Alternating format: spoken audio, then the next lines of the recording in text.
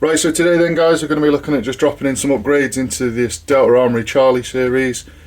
Going to be upgrading their spring to an XT M110, new 4/5 cylinder, new cylinder head, a new nozzle with the O-ring inside, 21.4mm, and a new piston head as well with the thrust bearing to go in there. And we'll have a look at sorting out the AOE as well to make sure we get that nice and correct. Let's get into it.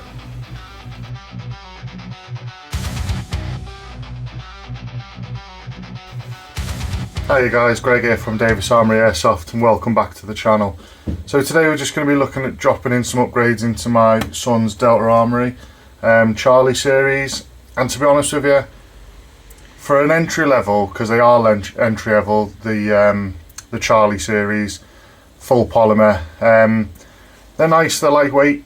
He's not had any issues with it. Obviously just chucking in some upgrades just to get that a little bit of extra range and a bit better air seal. But yeah, I mean, he's bashed this around, he's bounced it off things left, right and centre, as I expected him to do, to be honest with you. And I'm sure those out there with younger kids will know exactly what I'm on about. There is no telling them, like, be careful means smash it about. If I hadn't have said that to him, it'd probably be absolutely scuff free, but those who play the sport will know that it's not always that case. Like, I've bounced mine off something as I've tried to get somewhere quickly, tried to get to a bit of cover or something, and I've clipped mine, my riff, my Freya. But yeah, so let's drop in some upgrades. I've got a before picture of the chronograph on 2.5s, and we'll start going through bits and bobs. You'll see as the video goes on, I'll take you through some bits, and we'll go from there. I'm in no way what I would class as a tech by any means of the word for this. I've engineering, mechanical background and some electrics, so I know how to get around things, kind of thing. Like I say, I would not say that I'm a tech in the world of some of the big names out there by any means. Like I say, just doing stuff on mine and the family's riffs, and if anyone else wants a bit of work or whatever, or help, I'm happy to help out, kind of thing. So yeah, let's get into it then and let's crack on. So here we are then, down to the gearbox here, and as soon as you open it, and it's the same with a lot of new guns, especially further down the price scale, if you like. As soon as you open them up, like, don't get me wrong, this has had a bit of a shim job done. Whether it was very good or not, we'll see. But the first thing you see is this Chinesium grease, which some of it is kind of like grease. But if we come down to like the gears, get rid of that. Come down to the gears here, like, it's on there, it's solid. It's not like, that's not like a grease that's lubricating. It's horrible. It's absolutely disgusting stuff. One of the reasons why I've got the gloves on, and it's everywhere. Like, obviously plastered through the teeth there on the piston, but like, I think it gums the gears up more than allowing them to spin properly. So we'll get all that cleaned up, get it all nice and shiny inside, and then we'll come back and have a look where we're at. Just have a little look here at the gears before and after. Just absolutely caked in crap, basically. Just Chinesium, horrible grease, which, like I say, it's like hard as opposed to being a lubricant. So we'll get them into there and a bit of cleaner on them. I use a mix of 2 or 3 of ones I like to use, and you can already see in the bottom there it's starting to work its way off. So we'll leave them in there for a bit, keep giving them a swish around, and a bit of a clean, and we'll see where that after. Let's get this gearbox clean.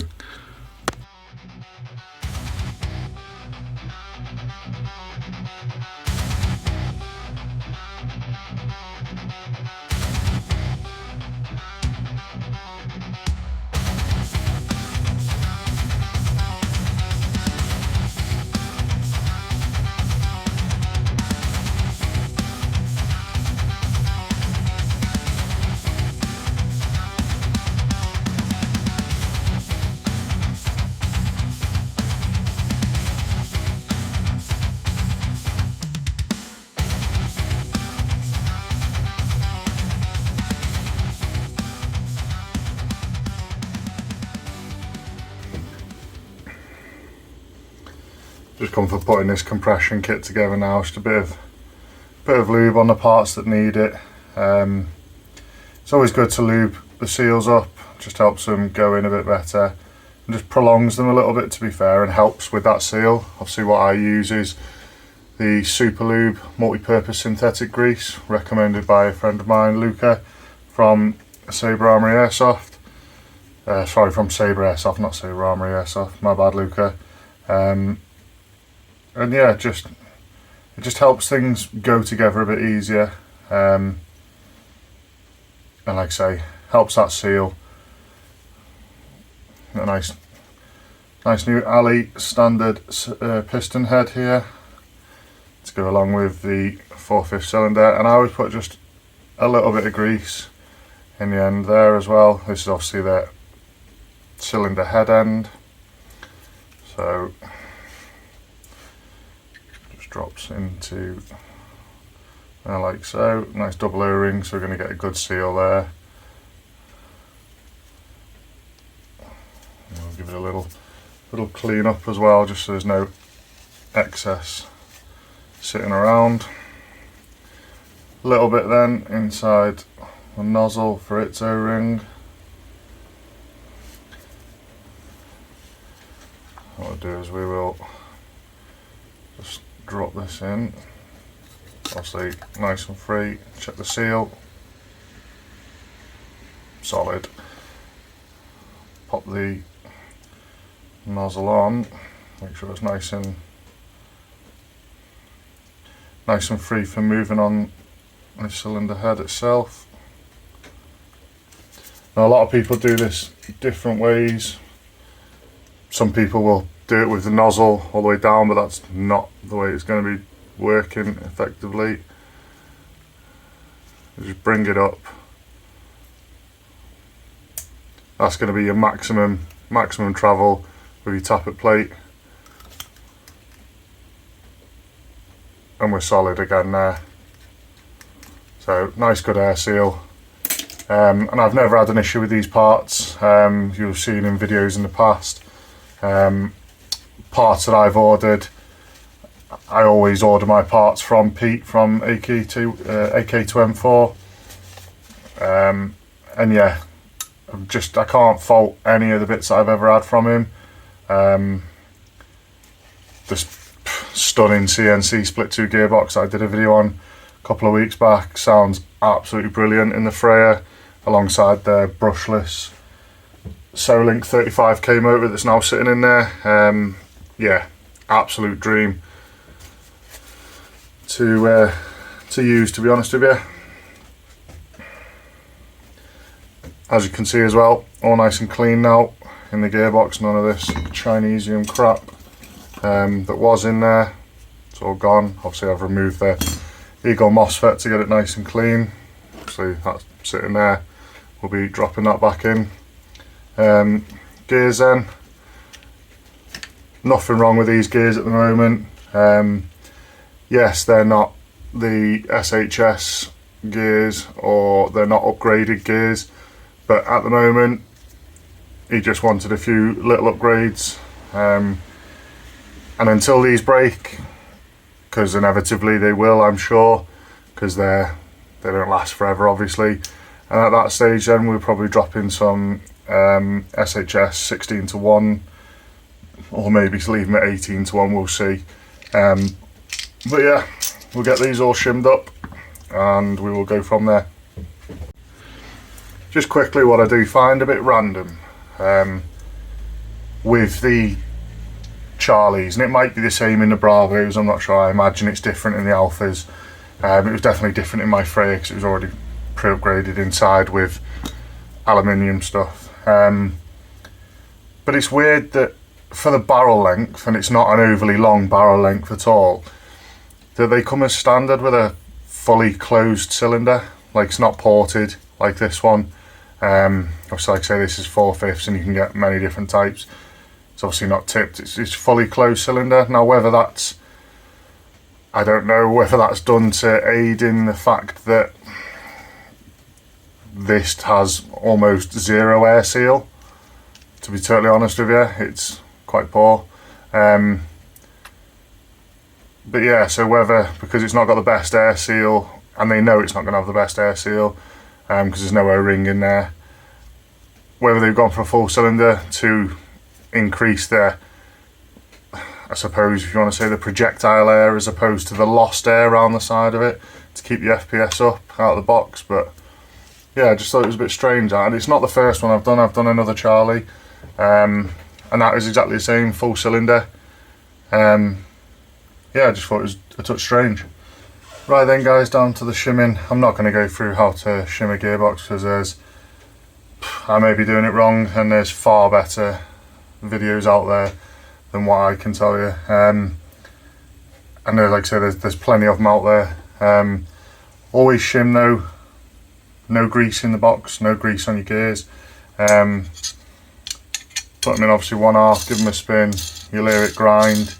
You'll always have to lift up. So off to the side there I've got an array of shims, 0.1, 0.3s, 0.5s, 0.8s, and again they're from AK to M4.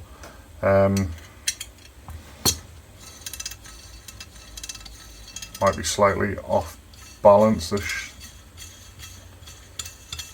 spur gear, but spinning okay. And then I always just put them together loosely for now, give them a shake.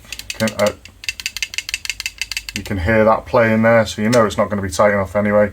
And you do screw them down as well when it comes down to it, but I'll just quickly show you what I do. Like I say, might be wrong, might not be. Let's go for a 0.1. Never shim with gloves on because it makes it even more difficult. At least they can stick to your hands with your bare skin. Still quite a big, and you can adjust the play or you can feel the play. So I don't know if you'll be able to see. Let's see if I can pick this up on camera.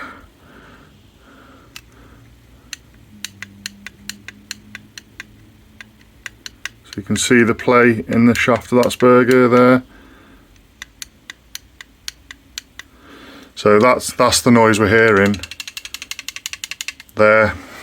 So like I say, and this is not like a rushed process. Like this can take, it's taken me a number of hours at times, but again I'm not doing it. See, that is less now. So you probably find that when I go to tighten the gearbox up, I would at least always put three screws in like a triangle formation, just to help pin, to secure down the gearbox the way it will be, because what you don't want to do is make that rattle disappear and then tighten the gearbox. This is minute now. Spins freely.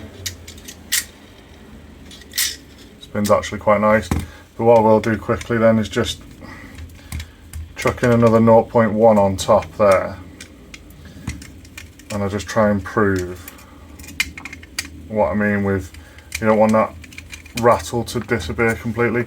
0.1 mil, or if you've got 0.05s, that's fantastic as well.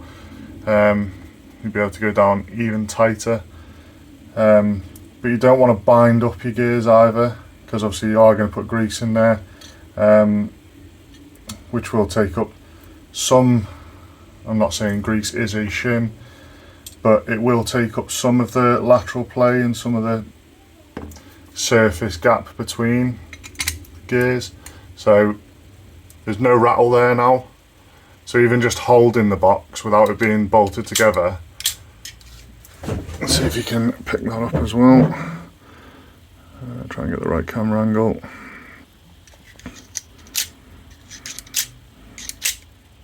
Now the gear's not spinning like it was before. Like it's just stopping straight away. So I know it's too tight, and I know the fact that it's going to be far too tight when I put the screws in. So that just, like I say, just proves the point. And that's only, so that's what's just come off the top there. So it was 0.1, or sorry, 0.1 millimeter. That's taken that from being fine and free spinning to completely jammed up and not being able to move, and that's without putting the screws in. I know for a fact if I put the screws in, that would go even tighter and it probably wouldn't spin at all. So yeah, like I say, I'm not going to take you through everything, every gear kind of thing, but obviously move on now, move the shims, try and keep your gears in a set layout, excuse me, so you know if any shims come off them, that you know which one they've come off. And then so shim individual gears, do your bevel to pinion alignment with your motor, and then do your spur to sector gear as well, and then I put them all in together. So obviously bevel, spur and sector, I put them all in then and see how they rotate and stuff like that then, and just go from there. But like I say, I'm not gonna talk you through it, we'll probably just zoom through the rest now.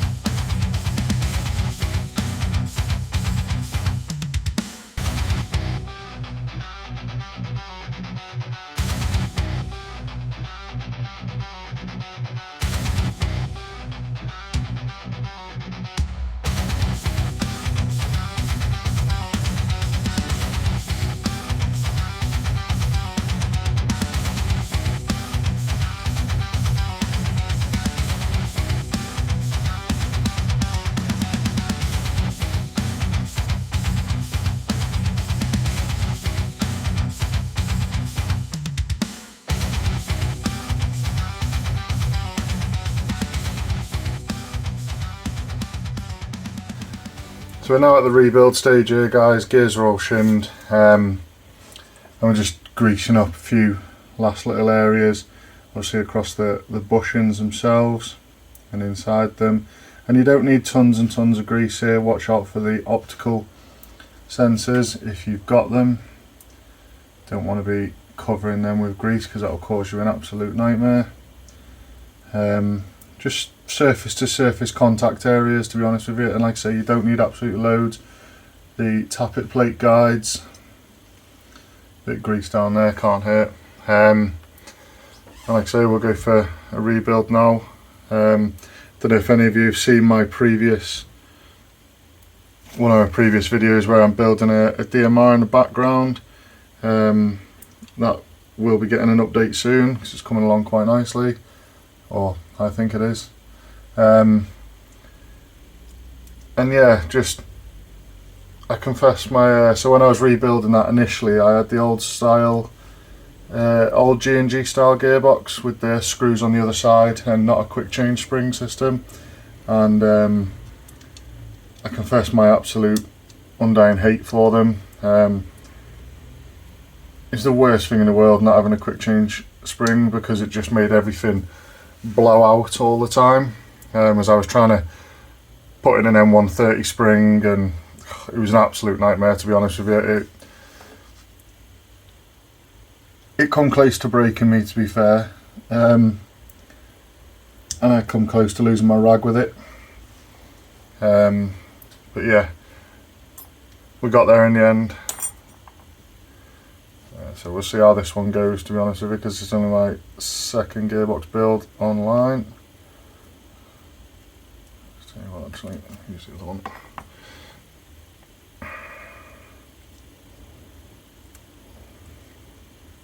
These little clips are handy, absolutely brilliant, just make life easier to hold things in. The other one there can be used for the trigger, but these ones aren't too bad for jumping out.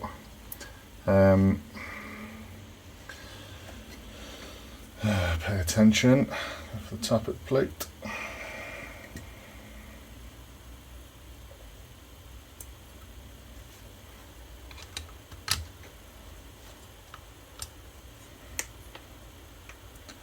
Also make sure that your piston is sitting on its guides. Last thing you want is it to come back and just butt up and not be on the guide properly, and it obviously it'll get pulled back, but then it'll get absolutely jammed up. Speaking from experience on a previous build.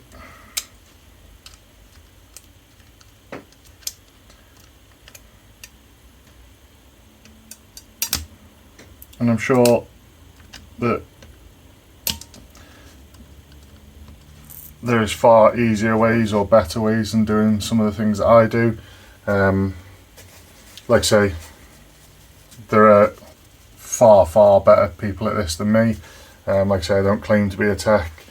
I imagine if you're here watching this, you're probably watching some of them. I have mentioned some of them in the past in previous videos, just for a bit of help. As like a thank you, like I say, people like Luca from Sabre Airsoft, and then obviously you've got Luke himself, aka Negative Airsoft, who's probably what a lot of people would say is up there as the gold standard of airsoft teching, realistically. I think everyone probably aspires to build some of the things that are half as good as what he builds.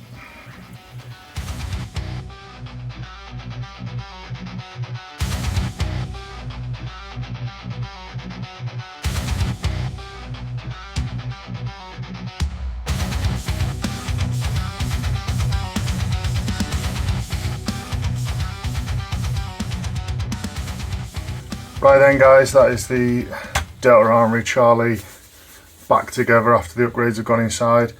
I did have to take it apart again. I had an issue with it firing on safe, so just the select plate was catching on the front end of the gearbox and just not coming forward properly, whereas now sorted and safe is back again. Obviously it does sound screechier and louder on a video. I promise you it does sound miles better than it did to begin with. Let's just give it a quick chronograph then, see where we are at. It's only running on a 7.4 LiPo at the moment, but hopefully we will be somewhere around where we should be. So we are, see there, 1.25s, 1.07, 1.08, 1.06 on that one, 1.07. So yeah, we're good with the limit being 1.13. It's clear. But yeah, so we're all good there, and that is it back together. This will be getting a game day tomorrow down at Revolution Airsoft. This being Saturday, tomorrow being Sunday, but this video will probably be out probably next week sometime. But yeah, always enjoyable taking them apart, obviously doing upgrades and then seeing them perform with increased performance from what they had before, out in the field. So yeah, so I'm enjoying it, to be honest with you, enjoying tinkering away. Like I say, the DMR is going on in the background. I did my son, my eldest son, Delta Armoury, he's got a Bravo line, which is the metal handguard and polymer body. His is now running M130 spring with the upgrades inside, and is sitting just below the 1.6 dual mark on 3.2s, because the site we play at has a limit for 1.63 or 1.64, something like that, for DMRs, as opposed to the standard 1.88, is it, I think, or 1.8, somewhere around there. A bit lower, but obviously different sites do different things. But yeah, so like I say, that is it back together, all ready to go for tomorrow. And yeah, thanks for watching, guys. Don't forget to watch it, drop a like and subscribe for more content coming, and cheers guys, have a good one.